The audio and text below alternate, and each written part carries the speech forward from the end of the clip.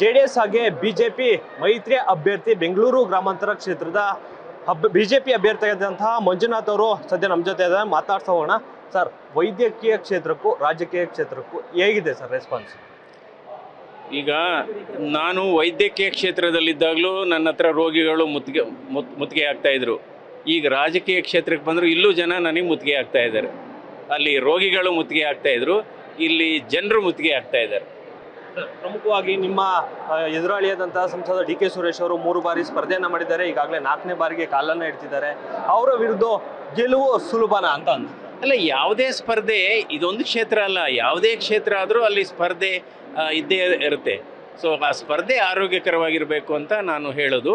So ಯಾಕೆಂದರೆ ನಮ್ಮದು ಕೂಡ ಇಲ್ಲಿ BJP ಮತ್ತು JDS ಇವತ್ತು ಎಲ್ಲ ಒಂದಾಗಿ, ಅವ್ರ ಹೃದಯಗಳು ಒಂದಾಗಿದೆ, ಮನಸ್ಸುಗಳು ಒಂದಾಗಿದೆ. ಇವತ್ತು ಉತ್ಸಾಹ ಇದೆ ಅವರಲ್ಲೆಲ್ಲ. ಇವತ್ತು ಎಲ್ಲೋದ್ರೂ ಕೂಡ ಒಂದು ಉತ್ಸಾಹದ ಚಿಲುಮೆಯನ್ನು ಕಾಣ್ತಾ ಇದ್ದೇವೆ. ಅವ್ರಿಗೂ ಕೂಡ ಆತ್ಮಸ್ಥೈರ್ಯ ಜಾಸ್ತಿ ಬಂದಿದೆ. ಇವತ್ತು ಜನಶಕ್ತಿಯ ಮುಂದೆ ಯಾವುದೂ ದೊಡ್ಡದಿಲ್ಲ. ನೀವು ವೈದ್ಯಕೀಯ ಕ್ಷೇತ್ರದಲ್ಲಿ ಸಾಕಷ್ಟು ಸಾಧನೆಯನ್ನ ಮಾಡಿದ್ದೀರಿ. ಈ ಒಂದು ಸಾಧನೆಯನ್ನ ರಾಷ್ಟ್ರ ಮಟ್ಟದಲ್ಲಿ ತೆಗೆದುಕೊಂಡು ಹೋಗ್ಬೇಕು ಅನ್ನೋ ಒಂದು ನಿಟ್ಟಲ್ಲಿ ನಿಮ್ಮನ್ನ BJP ಪಕ್ಷಕ್ಕೆ ಸೇರಿಸ್ಕೊಂಡ್ರ? ಬಹುಶಃ ಇರ್ಬೋದು. ಕೊನೆಯದಾಗಿ ನಿಮ್ಮನ್ನ ಗೆಲುವನ್ನು ಸಾಧಿಸಿದ್ರೆ ರಾಷ್ಟ್ರ ಮಟ್ಟದಲ್ಲಿ ಅಂದ್ರೆ ನಿಮ್ಮ ಸೇವೆಯನ್ನ ಗುರುತಿಸಲಿಕ್ಕೋಸ್ಕರ ಸಚಿವರನ್ನಾಗಿ ಮಾಡ್ತಾರೆ ಅನ್ನೋ ಒಂದು ಅದೆಲ್ಲ ಗೊತ್ತಿಲ್ಲ. ಮೊದಲು ನರೇಂದ್ರ ಮೋದಿ ಅವರ ಸರ್ಕಾರಕ್ಕೆ ಈ ಹ್ಯಾಟ್ರಿಕ್ ಚುನಾವಣೆ ಏನಿದೆ ಇದರಲ್ಲಿ 400 ಲೋಕಸಭಾ ಕ್ಷೇತ್ರಗಳು ಅವ್ರ ಪಾಲಾಗಬೇಕು. ನಂತರ ಅವರ ಸರ್ಕಾರ ಬರಬೇಕು.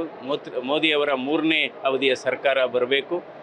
ನಂತರ ಮಿಕ್ಕಿದ್ದನ್ನು ನಂತರ ಯೋಚನೆ ಮಾಡೋಣ. ಕಡೆಯದಾಗಿ ಸರ್, ಈ ನಿಮ್ಮ ಒಂದು ಪ್ರಚಾರಕ್ಕೆ ಯಾರೆಲ್ಲ ಆಗಮಿಸ್ತಾರೆ? ನಿಮ್ಮ ವೈದ್ಯಕೀಯ ವೃತ್ತಿಯಿಂದ ರಾಜಕೀಯ ವೃತ್ತಿಗೆ ಈಗ ಈ ಪ್ರಚಾರಕ್ಕೆ ಇದು ನೀವೇ ಹೇಳ್ತಾ ಇದ್ದೀರಾ, ಇವತ್ತು ಹೈ ವೋಲ್ಟೇಜ್, ಇದು ಹೈ ಪ್ರೊಫೈಲು ವೋಲ್ಟೇಜ್, ತುಂಬ ಹಾಟ್ ಕ್ಷೇತ್ರ ಹಾಗೆ ಹೇಗೆ ಅಂತ. ಸೊ ಇದನ್ನೆಲ್ಲ ಕೂಲ್ ಮಾಡೋಕ್ಕೆ ಬರ್ತಾರೆ ಬೇರೆ ಬೇರೆಯವರು. ಅಂದರೆ ಪ್ರಧಾನಮಂತ್ರಿಯವರು ಬರೋ ಸಾಧ್ಯತೆ ಇದೆ, ಅಮಿತ್ ಶಾ ಅವರು ಬರೋ ಸಾಧ್ಯತೆ ಇದೆ, ದೇವೇಗೌಡರು, ಕುಮಾರಸ್ವಾಮಿಯವರು. ಮತ್ತು ಕುಮಾರಸ್ವಾಮಿಯವರು ನಾಳೆ ಡಿಸ್ಚಾರ್ಜ್ ಆಗ್ತಾ ಇದ್ದಾರೆ. ಅವರ ಕವಾಟದ ಹೃದಯದ ಶಸ್ತ್ರಚಿಕಿತ್ಸೆ ಸಂಪೂರ್ಣ ಯಶಸ್ವಿಯಾಗಿದೆ. ಅವರು ಚೇತರಿಕೆ ಚೆನ್ನಾಗಾಗಿದೆ.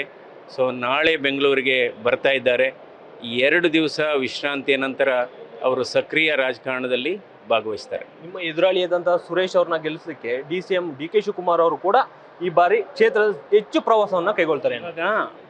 ಅವರವರ ಪಕ್ಷದವರು ಅವರವರ ಅಭ್ಯರ್ಥಿ ಪರ ಕ್ಯಾನ್ವಾಸ್ ಮಾಡೋದು, ಪ್ರಚಾರ ಮಾಡೋದು, ಅದು ಅವರ ರಾಜಧರ್ಮ ಅಷ್ಟೇ. ಓಕೆ ಸರ್, ನೀವು ಕೂಡ ಅಂದರೆ DK ಶಿವಕುಮಾರ್, ಸುರೇಶ್ ಅವರು ನಿಮಗೆ ಆತ್ಮೀಯವಾಗಿ ಸ್ನೇಹಿತರಿದ್ದಾರೆ.